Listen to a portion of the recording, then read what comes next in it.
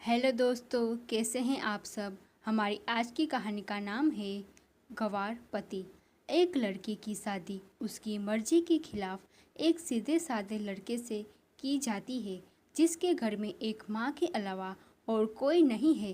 दहेज में लड़के को बहुत सारे उपहार और पैसे मिले होते हैं। लड़की किसी और लड़के से बेहद प्यार करती थी और लड़का भी लड़की से शादी होके आ गई अपने ससुराल। सुहाग रात के वक्त लड़का दूध लेके आता है। दुल्हन सवाल पूछती है अपने पति से। एक पत्नी की मर्जी के बिना पति उसको हाथ लगाए तो उसे बलात्कार कहते हैं या हक। पति: आपको इतनी लंबी और गहरी बातें जानने की कोई ज़रूरत नहीं है, बस दूध लाया हूँ, पी लीजिएगा। हम सिर्फ आपको शुभ रात्रि कहने आए थे, कह के कमरे से निकल जाता है। लड़की मन मारकर रह जाती है क्योंकि लड़की चाहती थी कि झगड़ा हो ताकि मैं इस गंवार से पीछा छुटा सकूं। है तो दुल्हन, मगर घर का कोई भी काम नहीं करती, बस दिन भर ऑनलाइन रहती और न जाने किस किस से बातें करती।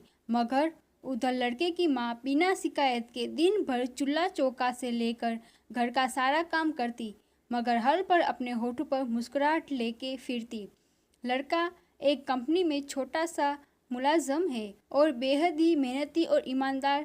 करीब महीने भर बीत गए मगर पति पत्नी अब तक साथ नहीं सोए। वैसे लड़का बहुत शांत स्वभाव का वाला था, इसलिए वह ज़्यादा बातें नहीं करता था।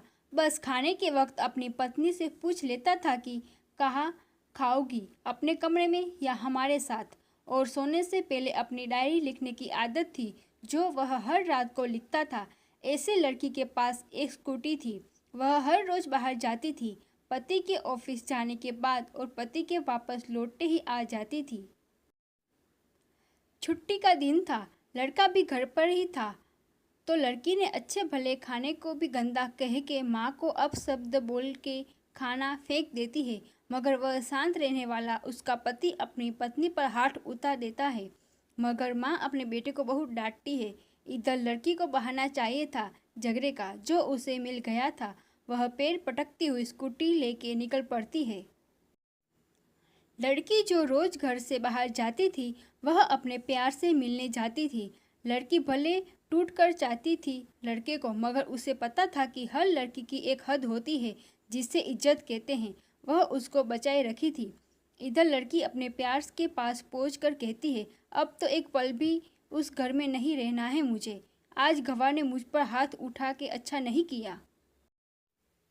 लड़का: अरे तुमसे तो मैं कब से कहता हूँ कि भाग चलो मेरे साथ कहीं दूर, मगर तुम हो कि आजकल पे लगी रहती हो। लड़की: शादी के दिन में आई तो थी तुम्हारे पास, तुमने ही तो लौटाया था मुझे। लड़का: खाली हाथ कहाँ तक भागोगे, तुम ही बोलो। मैंने तो कहा था कि कुछ पैसे और गहने साथ ले लो, तुम तो खाली हाथ आई थी। आखिर दूर तक एक नई जगह में जिंदगी नए सिरे से शुरू करने के लिए पैसे तो चाहिए ना। लड़की: तुम्हारी और मेरे प्यार के बारे में जानकर मेरे घर वालों ने बैंक के पासबुक, एटीएम और मेरे गहने तक रख लिए थे, तो मैं क्या लाती अपने साथ। हम दोनों मेहनत करके कमा भी तो सकते थे। लड़का: चालाक इंसान चलते सोचता है और फिर काम करता है, खाली हाथ भागते तो ये इश्क का भूत 2 दिन में ही उतर जाता, समझी। और जब भी तुम्हें छूना चाहता हूँ बहुत नखरे हैं तुम्हारे, बस कहती हो शादी के बाद। लड़की: हाँ, शादी के बाद ही अच्छा होता है ये सब, और सब तुम्हारा तो है।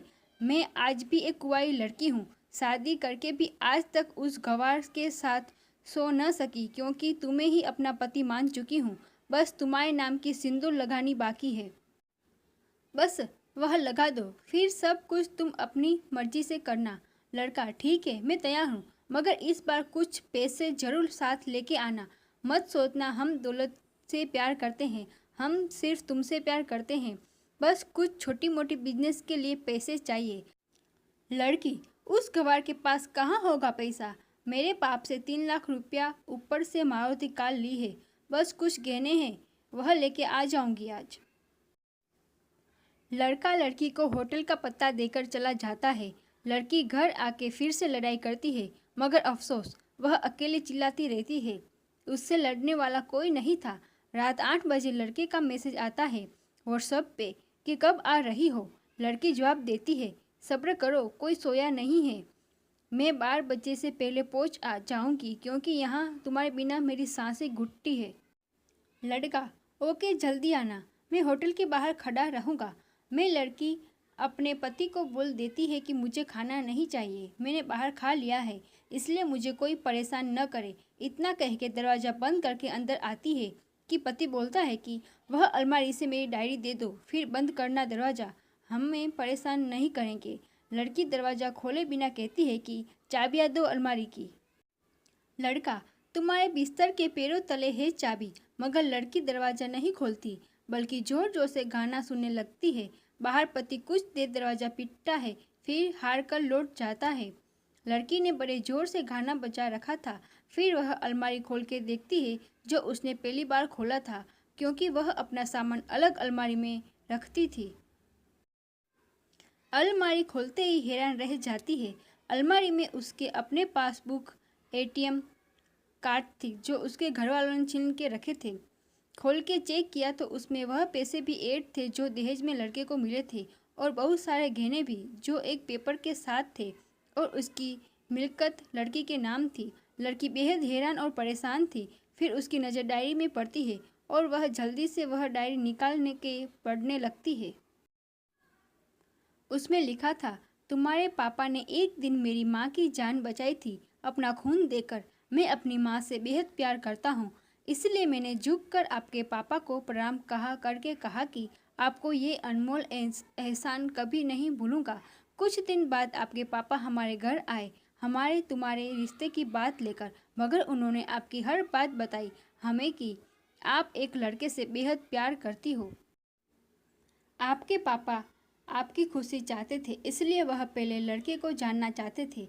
आखिर आप अपने पापा की प्रिंसेस जो थी, और हर बाप अपनी प्रिंसेस के लिए एक अच्छा ईमानदार प्रिंस चाहता है। आपके पापा ने खोज करके पता लगाया कि वह लड़का बहुत सी लड़कियों को धोखा दे चुका है और पहली शादी भी हो चुकी है, पर आपको बता न सके क्योंकि उन्हें पता था कि ये जो इश्क का नशा है वह हमेशा अपनों को घेर और घेर को अपना समझता है। एक बाप के मुंह से एक बेटी की कहानी सुनकर मैं अचंभित हो गया। हर बाप यहाँ तक शायद ही सोचे। मुझे यकीन हो गया था कि एक अच्छा पति होने का सम्मान मिले न मिले, मगर एक दामाद होने की इज्जत मैं हमेशा पा सकता हूँ। मुझे दहेज में मिले सारे पैसे मैंने तुम्हारे अकाउंट में कर दिए हैं, और तुम्हारे घर से मिली गाड़ी आज भी तुम्हारे घर पड़े है, जो मैंने इसलिए भेजी ताकि जब तुम्हें मुझसे प्यार हो जाए तो साथ चलेंगे कहीं दूर घूमने। दहेज, इस नाम से नफरत है मुझे, क्योंकि मैंने दहेज में अपनी बहन बाप को खोया है। मेरे बाप के अंतिम शब्द ये थे कि किसी बेटी के बाप से कभी 1 रुपया न लेना, मर्द हो तो कमा के दिखाना, तुम आज़ाद हो, कहीं भी जा सकती हो। डायरी के बीच पन्नों पर तलाक के पेपर है, जहां मैंने पहले ही साइन कर दिया है। जब तुम्हें लगे कि अब इस गवार के साथ नहीं रहना है तो साइन करके कहीं भी अपनी सारी चीज़ें ले के जा सकती हो। लड़की हैरान थी, परेशान थी। न चाहते हुए भी गवार के शब्दों ने दिल को छुआ था। न चाहते हुए भी गवार के अनदेखे प्यार को महसूस करके पलकें नम हुई थी। आगे लिखा था, मैंने तुम्हें इसलिए मारा क्योंकि अपनी माँ को गाली दी, और जो बेटा खुद के आगे माँ की बेइज्जती होते सहन कर जाए, फिर वह बेटा कैसा। कल आपके भी बच्चे होंगे, चाहे किसी के भी साथ हो, तब महसूस होगी कि माँ की महानता और प्यार। आपको दुल्हन बना के हम सफ़र बनाने लाया हूँ, ज़बरदस्ती करने नहीं। जब प्यार हो जाए तो भरपूर वसूल कर लूँगा आपसे। आपकी हर गुस्ताखी का बदला हम शिद्दत से लेंगे आपसे। अगर आप मेरी हुई तो बेपनाह मोहब्बत करके, किसी और की हुई तो आपके हक में दुआएं मांग के। लड़की का फ़ोन बज रहा था, वो वाइब्रेशन मोड पे था। लड़की अब दुल्हन बन चुकी थी, पलकों से आंसू गिर रहे थे। सिसकते हुए मोबाइल से पहले सिम निकाल के तोड़ा, फिर सारा सामान जैसा था वैसे रख के न जाने कब सो गई, पता ही नहीं चला। सुबह देर से जागी, तब तक गवार ऑफिस जा चुका था।